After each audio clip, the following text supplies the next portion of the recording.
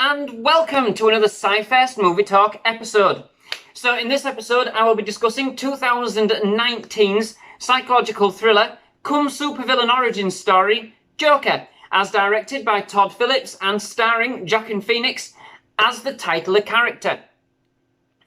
Set in Gotham City in the early 1980s, the film presents the one original possibility for the origin of Batman's notoriously infamous arch-nemesis, the Joker, with us being introduced to the man who would become the Joker, Arthur Fleck.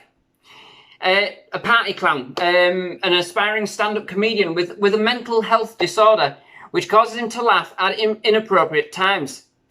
Through a series of events mostly revolving around Arthur's illness, which sometimes manifests itself in violent and often delusional ways, he slowly detaches from society.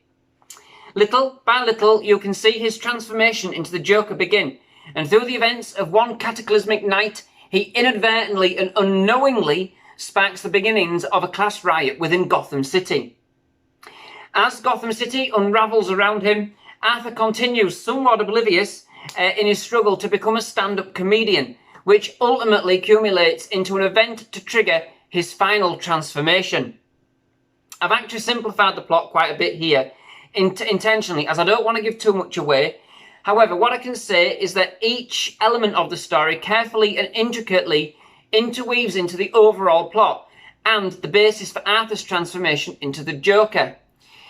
Through his actions, we get to see the carnage and destruction start to unfold around him, as evidence of the class divide in Gotham City is highlighted, acting as a catalyst and unwittingly basically becoming the sort of an idol to the cause. Personally, I'm not too sure about this film. I'm a little bit torn, to say the least. In my opinion, Joaquin Phoenix, forgive me if I'm pronouncing the names wrong, was always going to have big shoes to fill, no pun intended, with the number of great versions of the Joker already out there as played by a number of different actors. Not to say the least, the best, in my opinion, that portrayed by Heath Ledger in The Dark Knight. To be fair, I also, and don't judge me, enjoyed Jared Leto's take on the Grand Supervillain. I thought it was a fun take, the one he did in Suicide Squad, being the last portrayal in film prior to the release of Joker. And I was disappointed when I heard that the standalone Joker movie would not actually feature his character. For me, the Joker has always been very bold, very crass, energetic and eccentric, to say the very least. And what we have here was, of course, the origins of these traits, and the character in the Joker, Arthur Fleck, was pretty much the complete polar opposite. Now, I truly believe that by the end of the film, you do get to see where the character may be heading. You start to see the strands of the Joker's dark eccentricities starting to form. But Arthur Fleck was never actually set out in the movie to be evil from the beginning.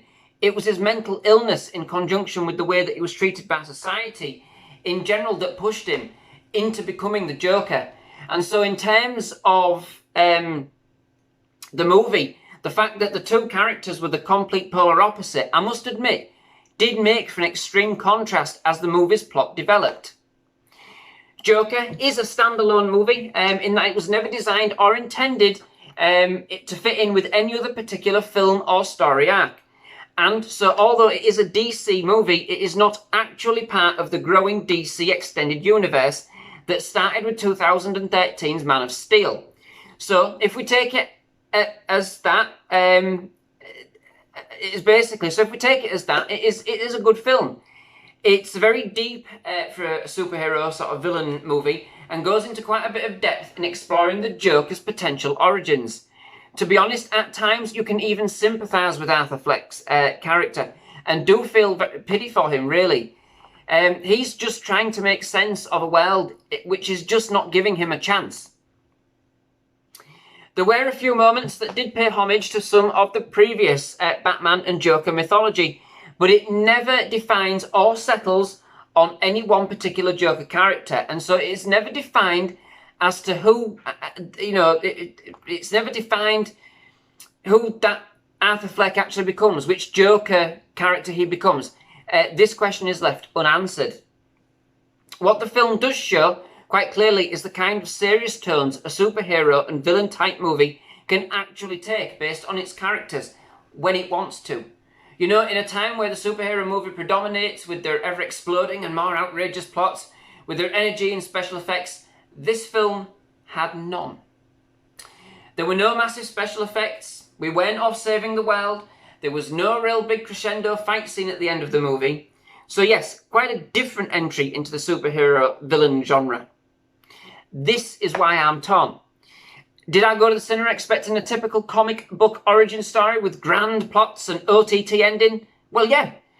But I must say, I did enjoy what I got. Just a bit disappointed that it wasn't made in to fit the DC cinematic universe. Or at the very least, chart the beginnings of a Joker we already knew. Especially if they don't actually plan to take this new Joker story anywhere else in the future. So, let's see. Fingers crossed. So, that brings me to the end of this episode. Many thanks for watching. If you do like my reviews and general movie discussions, then please do hit that subscribe button. Please feel free to leave a like or comment on this episode. I would definitely love to hear from you if you have any suggestions for films or episodes that you'd like to do as part of upcoming SciFirst MovieTalk episodes. Thank you very much for watching. Goodbye.